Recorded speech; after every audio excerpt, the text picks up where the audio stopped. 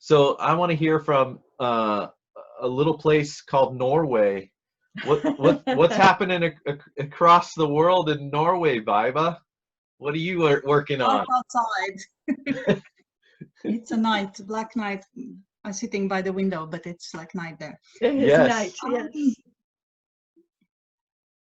I'm thinking what I want to share, but Yeah. I think I will probably be the one who will say, you know what, thank you for COVID and for all the situation globally. I'm sorry, it might be controversial, but me personally, it has turned to a lot of blessings, especially for my writing, Yes. because I'm Latvian. I'm Latvian, so my native language is Latvian.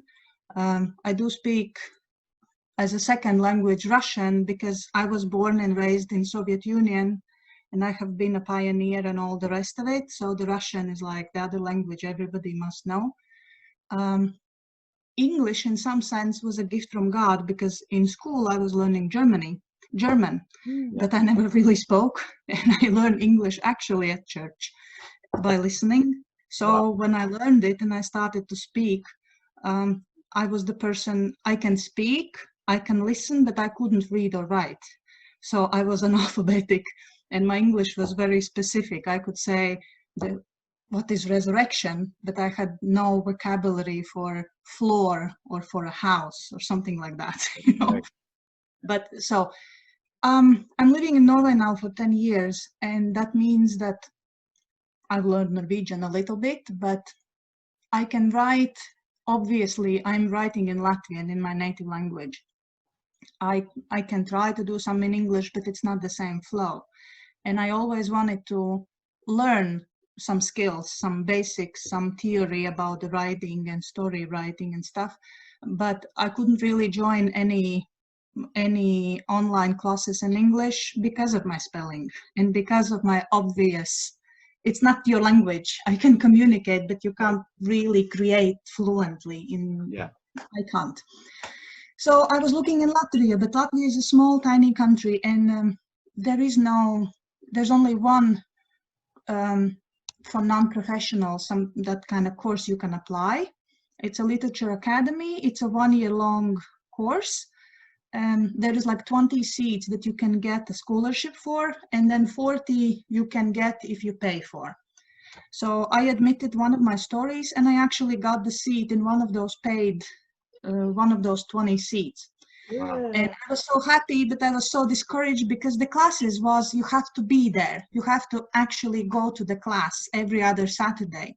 So I got the seat, and I was so like, God, why? Why you give me seat and I'm living in Norway? It's like, no way I can achieve it, you know? Right. It was like something like January, and in February, the class is supposed to start. And then the mid-February hit and the corona came. So they moved everything online. So Yes. suddenly I am taking the classes, and now it was the last year, and now I just graduated it with one of my stories. So it has been amazing year, because sitting home, a lot of time to do all your assignments, to learn, to write, to play with this, to finish up actually. So I have written a few short stories that I'm kind of considering of putting my feet in the wet and trying to maybe publish. And also now one of the publishing houses in Latvia, they do the, how is it, what's the English word, that you can submit your works and you get the prizes. What is it? Contest. Yeah, contest. And for the new writers, and they will pick up 12 works that can be published as a books. The structure is it's called for the easy read, kind of that type of books that has to be, that is 500,000 characters, about that much. It has to be. And again, I'm still sitting home, and because here I'm working like 50%. I'm driving a bus. I'm a bus driver actually. So, and but I have some time, and I was thinking I will take that challenge just to get to groove to writing every day. So I have divided I need to write something like 5,000 characters a day to actually finish that amount and have a month for editing. And so I'm trying to write that book. And that's gonna be, I'm of course presenting it more as a fiction work, as a long story, but it is based on my life experience, on my moving to Norway and all of everything that has happened here, because it's like that sometimes. The life can be packed with situations that you will never come up by fiction, you know. Yes, right. So that's what I'm working on. And also in parallel, I think I'm, you know, you have this feeling that you're pregnant with some idea, you know. So, and that's, I can't really much articulate that, because God has shown me in the last 5 years in my faith journey, it's like feeling like you've been opened doors to the different world that is so different. It's kind of the same, but it's so different. It's like parallel universe, if you want, of faith. Mm-hmm. It's the same faith, it's the same God, but it has shown me from a different kind of facet of it. Yes. And it's like, you know, and I'm like standing in this doorway, and I'm looking there and I'm looking back, and I'm like, you have to talk to each other, guys. It's like, it's so cool for both of you to know that, but it's like, it's a different language here and here. And even though both sides are using the same words, the meanings of the concepts are so different that you're losing each other. Yeah. And I have the idea of maybe writing some fictionary, like fairy tale type of stories. You know, so it's like when how Jesus did in parables, or the Solomon is doing in parables. He's telling a story, so it takes away your pre-knowledge of what we talk about to give this common ground, to create a different environment to meet and to actually understand and hear each other, you know. So, but that's like, I'm pregnant with ideas, and it's like something there. But also that I have learned in my life, it's, you know, we're always in society often goal driven, you know, when I will finish this book, or when I will finish the school, or when I will achieve that at my work, or when my kid's gonna grow up and leave, then. So, I mean, we all have those goals, you know, we want to achieve, or, you know, who I am, you know, I'm just a bus driver, or I'm just I don't know who else, you know, those are those big writers with 8 books and who knows, well, bestseller list and everything else, you know. But have you ever noticed that all of those big names in the Bible, even though they had a goal, goals are important, they gives us direction, right? But have you noticed that a lot of them never reached their goal? You know, Moses never came into the Israel ground, you know, David never built the temple, you know, although God promised them, and God gave them the real vision and goal. But the point is, the goal, achieving those goals, it's in the hands of God. It's the way to it, you know, your transformation on your way to it. Yes. You know, and I think for me, it took a very long time to achieve, okay, I'm where I am. What can I do with what I have? You know, I can't maybe write something I can share from my life and try to make it as interesting and as fluent as I can. And then see what, like, God is asking from me the next step towards that direction that you have. Right. But how many steps, how, as you said, Brie, how quickly we get there, or when will I achieve that goal, or what is a goal achieved in our lifetime, it's a kind of up to God, you know.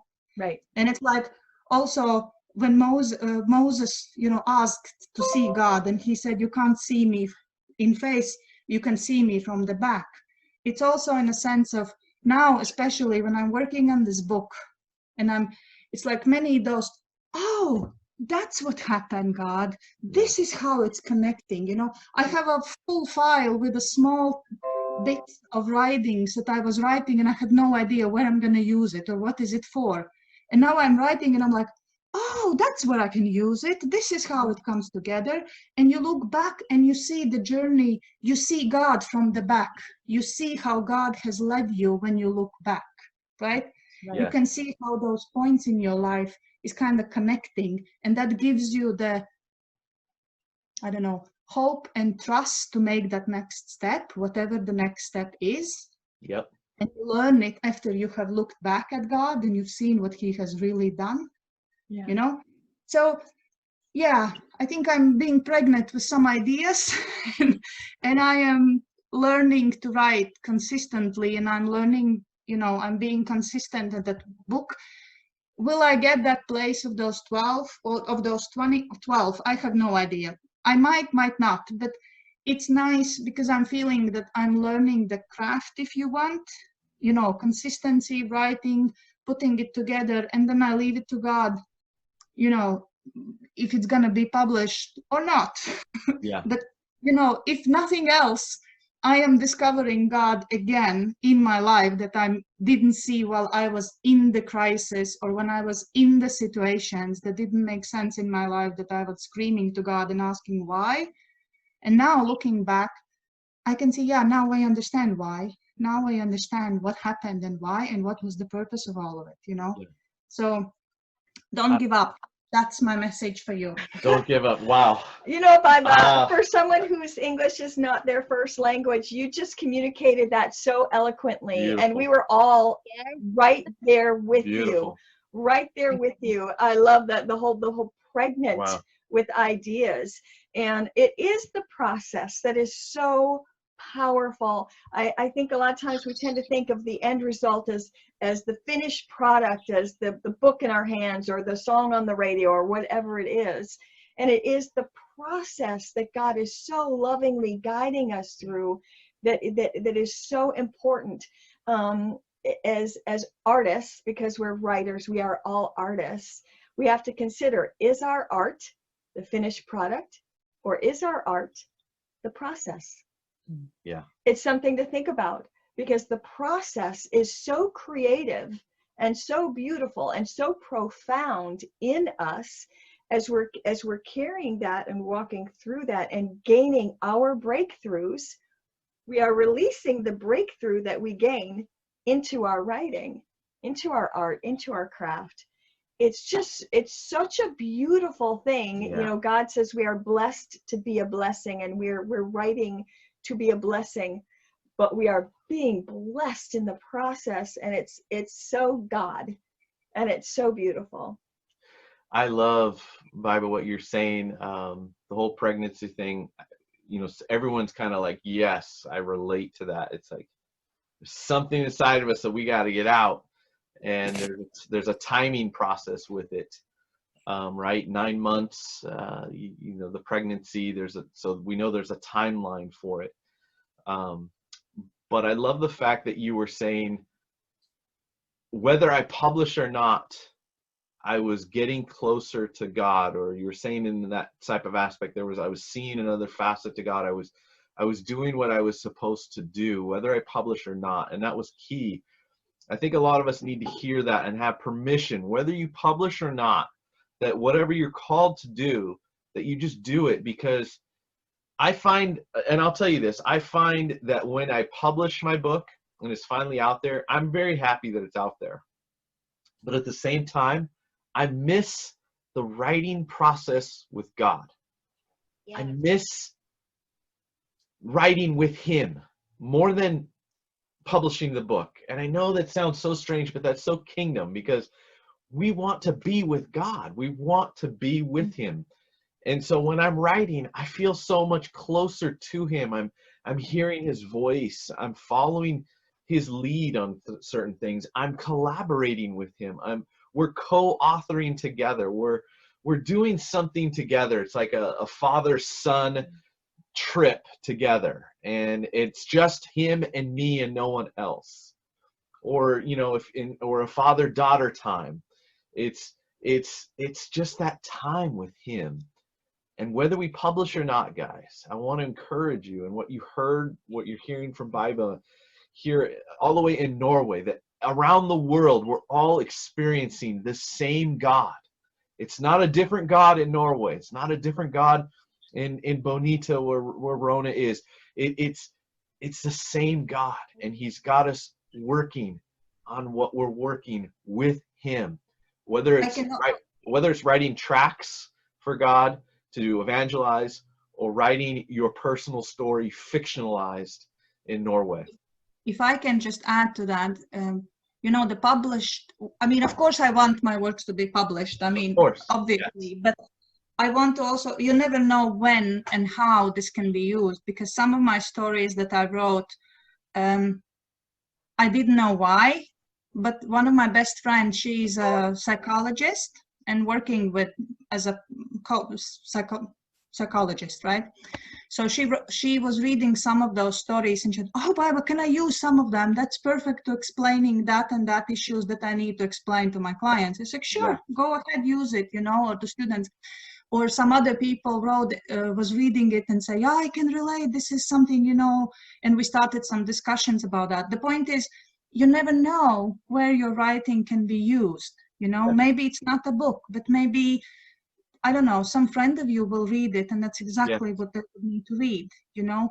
It's good to have this goal, you know, the big goal that we want to achieve, but it's not necessary that we all will achieve it. But as again, do you write it for you, or do you write it, or you give permission to God to use it as he wish, and which not necessarily is exactly what we want or how we imagine that, you know. So it's powerful. If you serve, then you serve to yourself, or you serve to God. Like, what is the priority? Whom do you serve really, like, honestly, and why are you writing, you know? So as I said, I have no idea. I might never get published, but I'm in peace with that. Of course, I want to do everything that I could, but even if I'm not, I have gained so much just by learning to do that, and by enjoying the process. Exactly. So love that. Love that, Baiba. And I love that you're saying, Baiba, that you're at peace with it. And that's a great place for all of us to get to, guys. We need to be at peace at where we're at in our process, wherever it is, because the enemy will wreak havoc, because he'll start pointing out, look at what Bray and Jill are doing and you're not. Look at what he'll start moving you into comparison and putting you down. When you feel that condemnation, that is a clear sign that the enemy is putting you down. When God doesn't condemn us, he builds us up. So when the Lord wants us to do something for him, it's because he wants us to be with him, not just so much the end result goal of it, you know, because he's God. He can do all things. And, you know, he's still creating to this day. I posted on our Kingdom Creativity that they discovered 71 new animals and species. Every year they discover new animals and species, and I'm like, I asked the question, so does that mean God's still creating, or did we just find these and they were already there? So you know, these are the questions. I'm like, God is a creator, so he's never stopping to create. The universe is expanding, even now to this day, where they're discovering more and more stars, more and more. It just keeps growing, the scientists are saying. So that means our God is still creating to this day. And so that means we are an image to God. So we will continue to create, right? We'll continue to grow in our stories. We're not just a one story person and we're done. We will continually create stories because we're made in the image of God. We'll continually create in some facet because we're creative beings, whether it's writing, whether it's dance, whether it's singing, whether it's building spreadsheets at work or being a stay-at-home mom. We are creating, and it's a beautiful place to be. So thank you, Baiba, for that powerful insight.